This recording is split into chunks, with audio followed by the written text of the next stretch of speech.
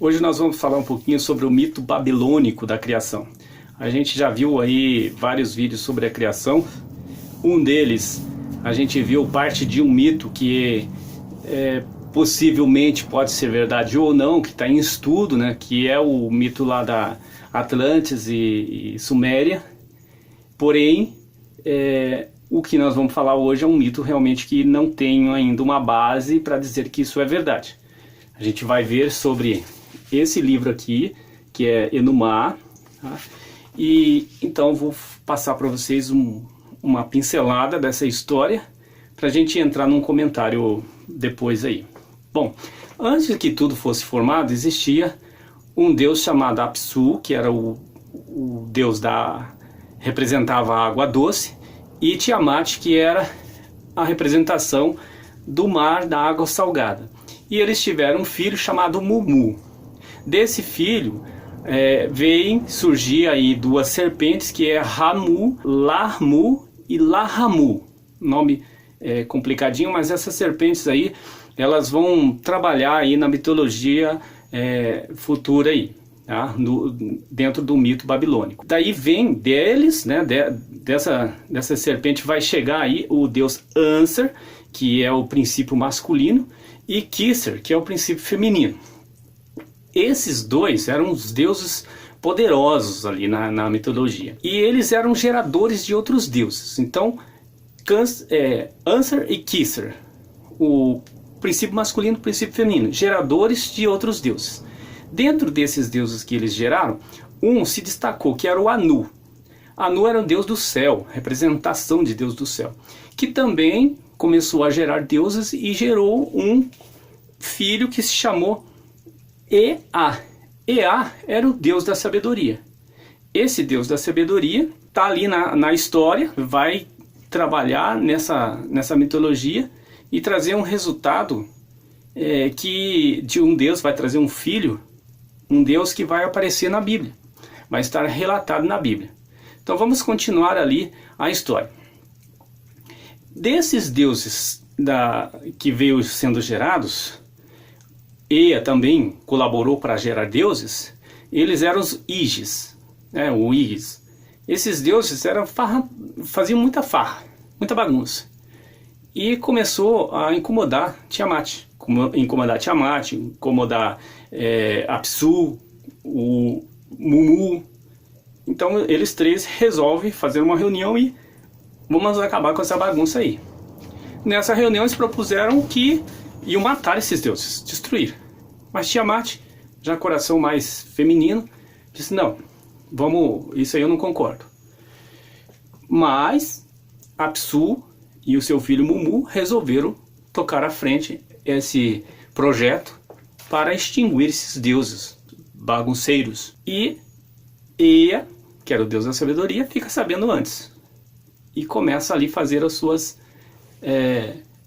feitiçarias, seus encantamentos. Ele cria um círculo e fica ali onde que tudo que está dentro do círculo está protegido. E nesse encantamento que ele faz, ele acaba fazendo com que Mumu e Apsu, os rios, acabassem adormecendo. Quando eles adormeceram, Ea foi lá e amarrou Mumu pelo nariz e matou Apsu. Quando ele mata Apsu, ele fica com todos os poderes que tinha Apsu, se apodera de tudo, e ele faz do corpo de Apsu era o rio, ele faz do corpo de Apsu a sua morada. E ele vai morar com a sua esposa Dankina. Ea e Dankina, vivendo ali naquele rio, acabam tendo um filho. E esse filho é o filho da nossa história que vai entrar na Bíblia, que é Marduk. A gente sabe desse nome ali na Bíblia relatado, que a gente vai ver futuramente um versículo sobre ele. Diante disso, agora nós temos esse majestoso Marduk, que era um homem, se tornou um deus poderoso. Ele ouvia tudo, ele via tudo.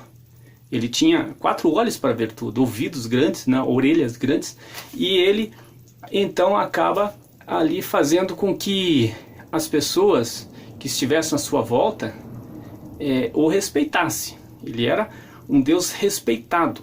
Ea, por sua vez agora, né, porque o Mumu estava preso, o pai dele, Apsu, estava morto, Tiamat estava viva. Então agora Ea começa ele cria ventos e joga esses ventos em Tiamat, que era no mar, para fazer ondas. E para completar, ele ainda joga terra dentro do mar para que essas ondas acabassem sendo mais fortes. Então incomodou muito Tiamat, que queria sossego, queria paz. E aí Tiamat foi contactada por deuses da sua parte, que eram os Anunnakis. Esses Anunnakis, eles chegaram para Tiamat e falaram assim, ó, você não vai fazer nada, vamos fazer alguma coisa aí, vamos inventar uma guerra aí, vamos acabar com eles aí. Só que Tiamat pensou que eles iam ajudar, né? E eles ficaram com muito medo quando souberam que ia acontecer realmente a guerra, e eles acabaram se afastando. E Tiamat, por sua vez, teve que enfrentar essa guerra. E como surgiu essa guerra? Os outros deuses também tiveram medo, né? Os Ígis.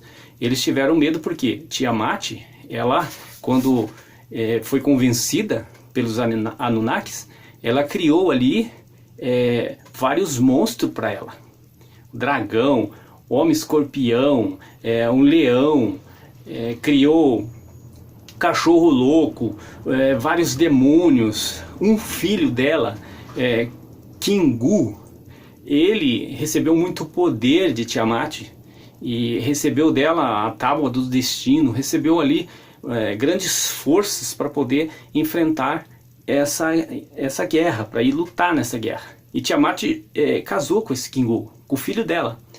E nessa história, nesse mito, Tiamat vai ao encontro desses deuses, todos tiveram medo, fugiram, porém Anu, que era um dos deuses lá, tentou enfrentar, mas quando chegou próximo também ficou com medo. Ea, que era o deus da sabedoria, disse a todos que um deles ia ser o vencedor, que era o seu filho, o Marduk. Então Marduk entra na história da guerra, só que para ele guerrear ele fez algumas propostas, ele queria ser o deus maior.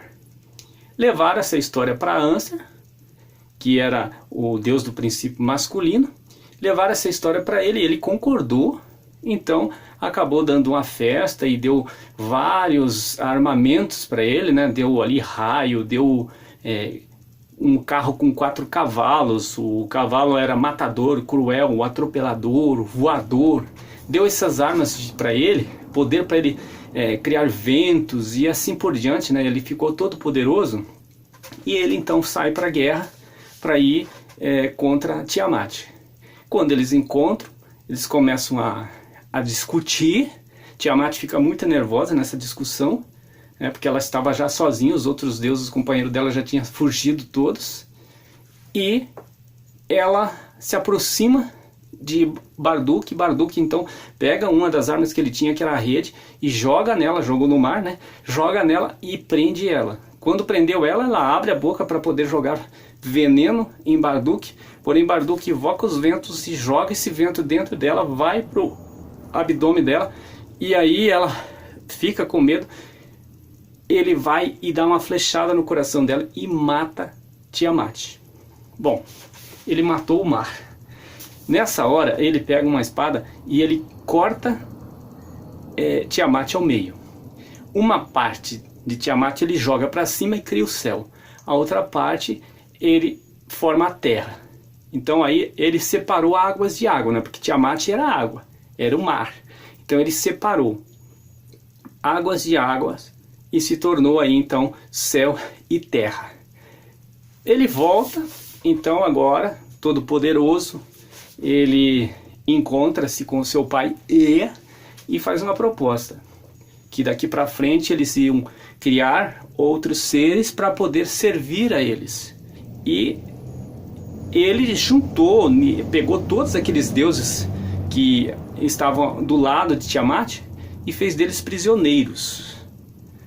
Quando ele fez desses deuses prisioneiros, ele propôs então que ao teu pai que eles matassem esses deuses todos, e do sangue e dos ossos dele fizesse uma espécie de ser que pudesse servir a eles. Eia, o homem, né, o Deus da sabedoria, disse: não, vamos matar só aquele que insultou a guerra. E eles descobriram que foi Kingu. Então ele vai lá e mata Kingu, pega os ossos de Kingu e pega o sangue de Kingu e forma uma mistura, e dessa mistura ele cria o ser humano. Então agora ele já tinha criado o céu e a terra, das duas partes de Tiamat, dos órgãos de Tiamat ele tinha feito as montanhas, e agora ele acaba criando o ser humano. O ser humano passa então a servir a eles, né, a esses deuses, e em homenagem a Marduk, esses seres humanos criam uma cidade chamada Babilônia.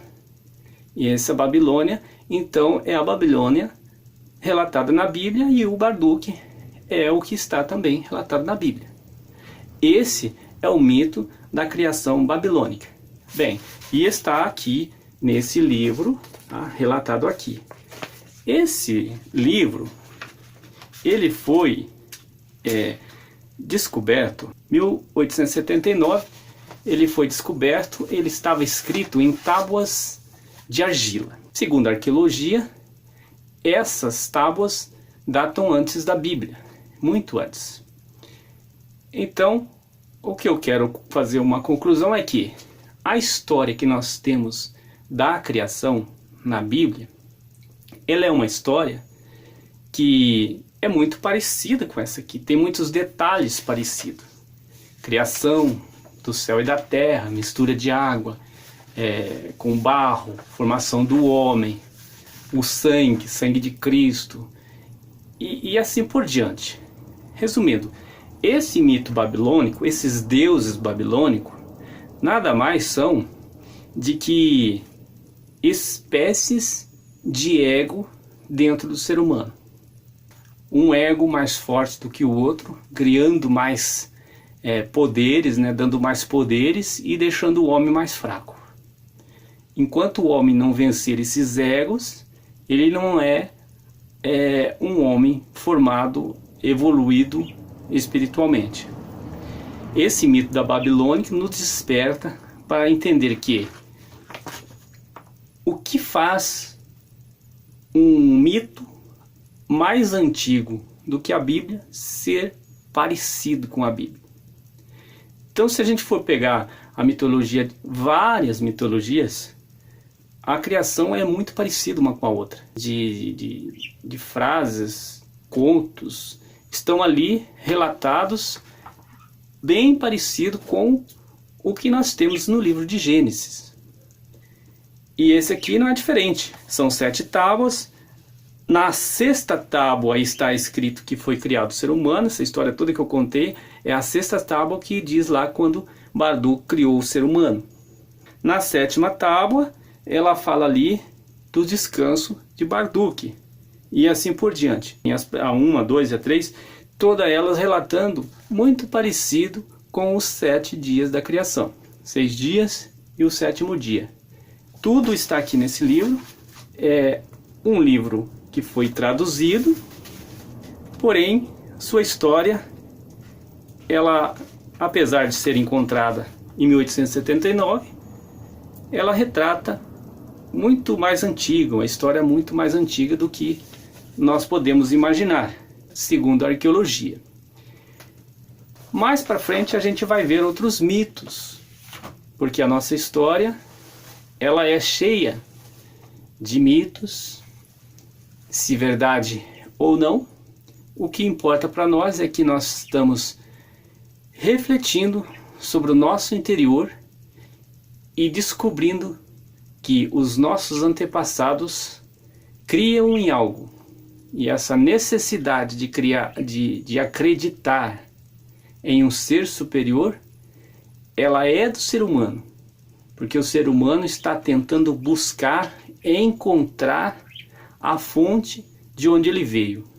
E é essa necessidade que faz o ser humano sair atrás de mitos da criação. A gente pega várias culturas, todas elas têm o seu mito da criação. E é muito parecido um com o outro. Sempre vai falar de terra, sempre vai falar de água, de céu, de morte, de sacrifício. Essa história é a história da humanidade, é a nossa história.